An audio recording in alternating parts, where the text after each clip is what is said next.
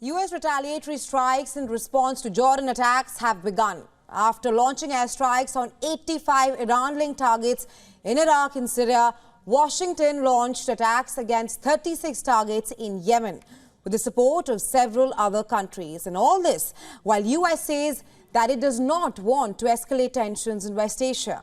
To talk more on this, we're now being joined by Scott Lucas, Professor of International Politics, Clinton Institute, University College Dublin.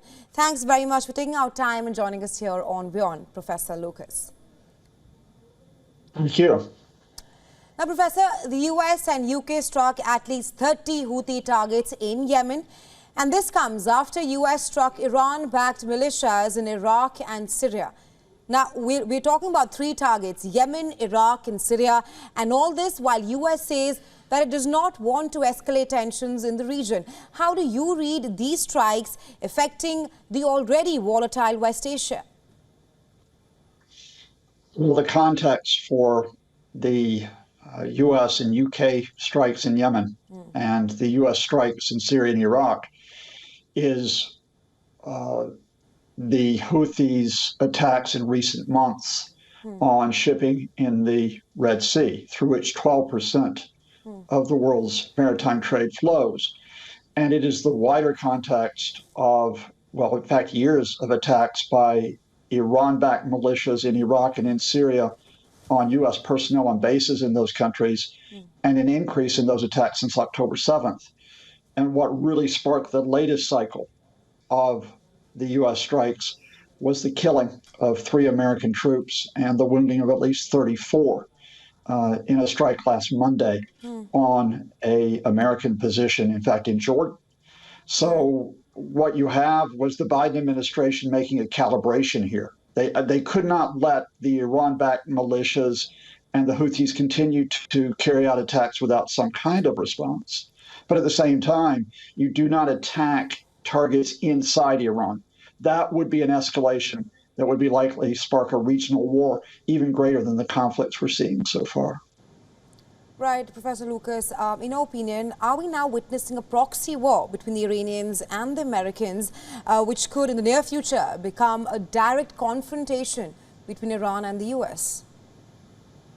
Well, we've had a proxy conflict between not only the US and Iran, but between Iran and a number of countries for years. Part of this is the regional rivalry of Iran and Saudi Arabia. Part of this is Iran's backing of the Assad regime as it killed hundreds of thousands of people in Syria since 2011. Part of it is the conflict involving the US and Iran inside Iraq after the American invasion, which took place more than 20 years ago. So we've had this type of conflict. I think what you're asking me is, are you talking about a hot war? I think at this point, no. Because again, the Americans do not want to go in and attack the Iranians directly. They will attack, again, Iranian groups that come after them. The Iranians at this point have a weakened economy. They have been punched in the nose not only by the Americans, but they have been hit by the Israelis, who assassinated their top commander in Syria, and they've been hit by Pakistan, who launched cross-border missiles after Iran had attacked Pakistan earlier this month. So I don't think either side wants a direct war, but right now the ball is in Iran's court. The regime has been very quiet since the U.S. strikes on Iraq and in Syria.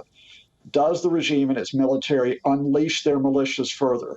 Do they continue to attack U.S. personnel, or do they now pull back? But I was just coming to that point you made there, that U.S. does not want to seek a direct conflict with Iran. And in a bid to toe that line, seeking to avoid a regional war, the U.S. has not targeted Iran directly. What is the broader message that the U.S. is trying to send here? While it does not target Iran directly, it is targeting Iranian proxies. To me, the message is step back. The message is for the Iran-backed militias to step back in Syria and Iraq. If you step back in Syria and Iraq, we will not attack you. The message to the Houthis is stop attacking the shipping in the Red Sea. If you don't attack the shipping in the Red Sea, we will step back. But, let's be honest about this. Although each of these conflicts is important, and some have gone on for years, the fundamental problem right now is the ongoing Israeli military operations in Gaza, because each of these groups is using the Israeli attacks in Gaza, which have now killed more than 27,000 people, as the pretext The Houthis say, oh, we're attacking shipping only because of the Israeli attacks on Gaza. The Iran-backed militias say we're attacking Americans because of the Israelis in Gaza. So as long as you've got that unresolved issue between Israel and Gaza, you have the chance that each of these conflicts elsewhere could escalate, where you have not a direct war, but you have a very intense indirect war, not by design, but just by step escalation. So, Professor Lucas, in your opinion, do you think that all these strikes would stop if the Israel-Hamas war comes to an end? If the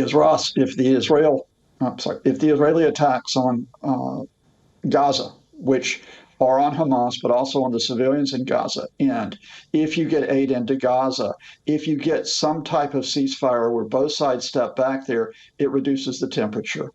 And when you reduce the temperature in one part of the region, yes, it does de-escalate or at least reduce the chance of conflict elsewhere.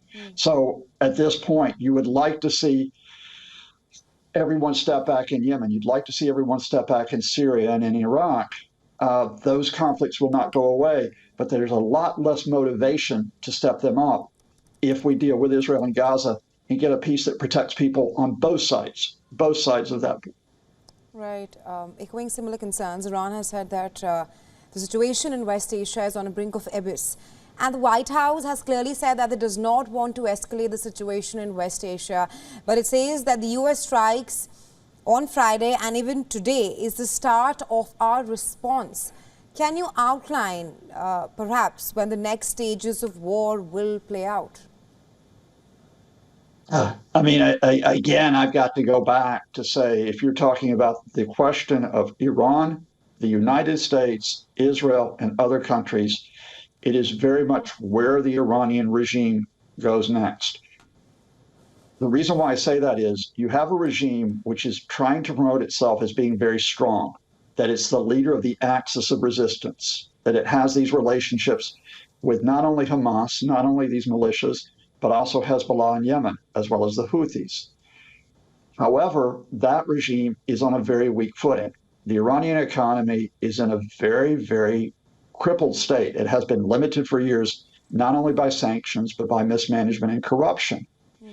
The Iranian military has received an embarrassing setback because when it tried to show we are strong and hit Pakistan, Pakistan hit back. And on March the 1st, Iranians are supposed to go and vote for members of parliament and the Assembly of Experts, but the regime is almost panicked that Iranians will not vote, that they're just tired of the difficulties within Iran, including the regime continuing to put down the protest for rights and for political space. So what does the regime do? It beats its chest and say, we're tough, we're tough, we're tough. But do they try to act being tough and risk further retaliation by the U.S., by Israel, and by other countries? Right, Professor Lucas, thanks very much for taking our time and joining us here on WION, sharing insights with us. Thanks to you and your viewers.